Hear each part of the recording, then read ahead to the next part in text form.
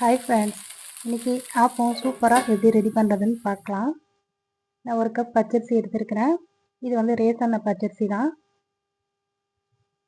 இது வந்து அந்த தூசு மண்ணெல்லாம் தட்டி விட்டுட்டு சுத்தம் பண்ணி எடுத்து வச்சுருக்கிறேன். இதை நம்ம கழுவி எடுத்துகிட்டு வந்துடுவோம். நல்லா தண்ணி விட்டு கழுவி எடுத்துருக்குறோம். ஆல்ரெடி இது நல்லா சுத்தமாக தான் இருக்குது, இல்லையா, பளிச்சுட்டு தான் இருந்தது. இருந்தாலுமே நம்ம நல்லா வாஷ் பண்ணி எடுத்துகிட்டு வந்துடலாம்.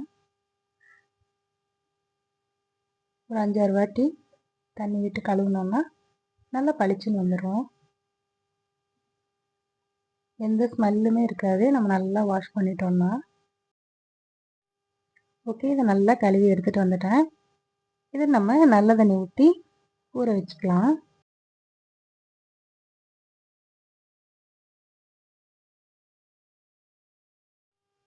இது இப்படி ஒரு 2 hours ஊறட்டும். 1லேருந்து ஒரு 2 மணி நேரம் ஊறட்டும்.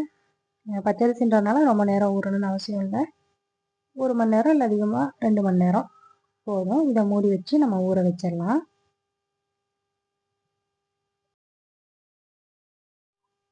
ஒரு 3/4 கப் அளவு தேங்காய் துருவி எடுத்து வச்சுருக்கிறேன். இது நம்ம வந்து மாவில் போட்டு அரைக்கிறதுக்காக தேங்காய் துருவி எடுத்துக்கலாம். இல்லைன்னா நம்ம கீரி மிக்சியில் பாட்டு மாதிரி அரைச்சி வச்சுக்கலாம். இது வந்து கஞ்சி. நம்ம நைட்டில் மிஞ்சிற சோத்தில் தண்ணி விட்டு வைப்போம் இல்லையா, அதுதான் இது, பழைய கஞ்சி. இது நான் ஒரு கப் எடுத்துக்கிறேன்.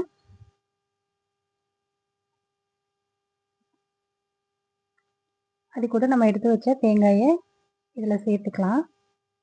இப்போ நம்ம ஊற வச்ச அரிசியை இதில் சேர்த்து அரைக்க போகிறோம். ஆக்சுவலாக வந்து கஞ்சி தான் வந்து நேச்சுரல் ஈஸ்ட்டு. நம்ம கஞ்சி போட்டு ஆப்பம் செய்யும்போது தான் ஆப்பம் வந்து நல்லா பஞ்சு மாதிரி சாஃப்டாக வரும். நம்ம பழைய சோறு போட்டு அரைச்சா கூட அந்த மாதிரி இருக்காது, ஒரு மாதிரி விழுந்து களி கணக்காக வரும். ஆனால் பழைய கஞ்சி போட்டு நம்ம ஆப்பத்துக்கு அரைச்சி வச்சோம்னா ஆப்பம் நல்லா பஞ்சு மாதிரி இருக்கும். ஸோ அதனால தான் சொன்னேன், இது வந்து நேச்சுரல் ஈஸ்ட்டு, நல்லா பொங்கி வரும். நம்ம இப்போ எடுத்த எல்லா அரிசியையும் இது கூட சேர்த்து நல்லா அரைச்சிட்டு வந்துடுவோம்.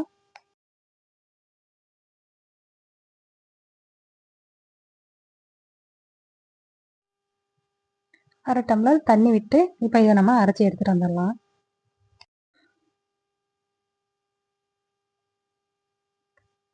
மாவு வந்து ரொம்ப பட்டு மாதிரி அரைக்காமல் கொஞ்சம் லைட்டாக நெருண்டு அந்த கப்பி லைட்டாக இருக்க மாதிரி பார்த்துக்கோங்க.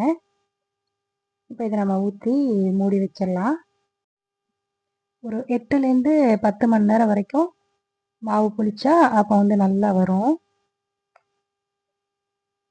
அதிகபட்சம் எவ்வளோக்கு எவ்வளோ புளிக்குதோ மாவு அந்த அளவுக்கு ஆப்பம் நல்ல பஞ்சாட்டம் வரும்.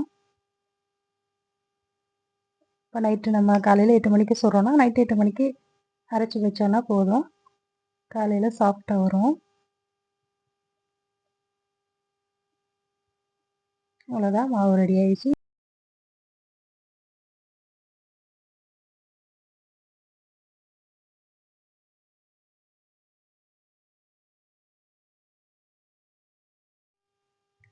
நம்ம இதை மூடி வச்சுட்டு காலையில் எழுந்திரிச்சு ஆப்பம் ஊற்றிக்கலாம்.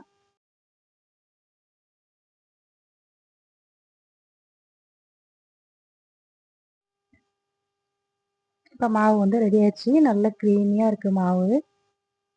இப்போ இதில் உப்பு போட்டு நம்ம ஆப்பம் ஊற்ற ஆரம்பிச்சிடலாம். ஒரு 1/2 ஸ்பூன் அளவு உப்பு சேர்த்துருக்குறேன். இதுக்கு ஒரு ஸ்பூன் அளவு நம்ம கொஞ்சம் சர்க்கரை சேர்த்துப்போம், சீனி. இது கூட கொஞ்சமாக சோடா மாவு, ஆப்ப சோடா சொல்லுவோம் இல்லையா, ஒரு 1/4 ஸ்பூனுக்கும் கம்மியாகவே சேர்த்துக்கலாம். நல்லா இதை மிக்ஸ் பண்ணி விட்டு மாவை கரைச்சிக்கிடுவோம். மாவு வந்து இந்த அளவுக்கு பதமாக தான் இருக்கணும், ரொம்ப தண்ணியாக இருந்தாலும் வராது, அதே மாதிரி திக்காக இருந்தாலும் மாவு ஆப்பம் வந்து கொஞ்சம் கல்லாக இருக்கும். இந்த அளவு தண்ணி விட்டு நம்ம கரைச்சிக்கிடுவோம் மாவு திக்காக இருந்தால். இப்போ நம்ம ஆப்ப சட்டியில் ஆப்பத்தை ஊற்றிடுவோம்.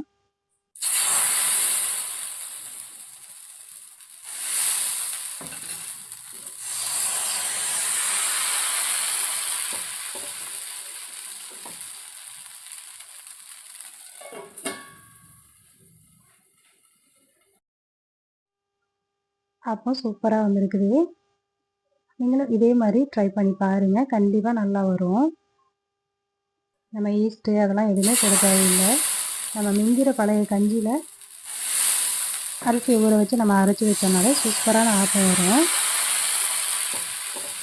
இந்த மெத்தடில் நம்ம செஞ்சோம்னாலே தைரியமாக ஆப்பம் செய்யலாம், நல்லா வரும். நம்ம பயப்படவே தேவையில்லை. நம்ம வந்து ஆப்பச்சட்டி மட்டும் நீட்டாக, அதாவது என்ன சொல்கிறது, ஊற்றினோன்னா வர்ற மாதிரி நம்ம பழக்கி வச்சுக்கணும். நான்ஸ்டிக்காக இருந்தால் பிரச்சனை இல்லை. இது மாதிரி சட்டியாக இருந்தால் நம்ம வேறு எதுக்கும் யூஸ் பண்ணாமல் வச்சுருப்போம். ஆனால் நான் வந்து எல்லாத்துக்குமே யூஸ் பண்ணுவேன். சப்போஸ் இந்த மாதிரி ஆப்பம் சுடுறதுக்கு முதல் நாள் வந்து நல்லெண்ணெயில் முட்டை பொரித்து வச்சுப்பேன். ஆப்பச்சட்டிலையோ தோசைக்கல்லையோ இந்த நம்ம ஊற்றும்போது வரலை அப்படின்னா நல்லெண்ணெய் போட்டு நம்ம ஒரு முட்டையை பொரிச்சிட்டாலே சூப்பராக வரும். ஆப்பம் ஓரங்களில் டிஷ்யூ பேப்பர் மாதிரியும் நடுவால் அப்படி பஞ்சு மாதிரியும் சூப்பராக வந்திருக்குது. இதே மாதிரி ட்ரை பண்ணி பார்த்துட்டு எப்படி இருந்துச்சுன்னு கமெண்ட் பண்ணுங்கள். வீடியோ பிடிச்சிருந்தா லைக் பண்ணுங்கள், ஷேர் பண்ணுங்கள், கமெண்ட் பண்ணுங்கள். மறந்துடாமல் சப்ஸ்கிரைப் பண்ணிக்கோங்க. தேங்க்ஸ் ஃபார் வாட்சிங்.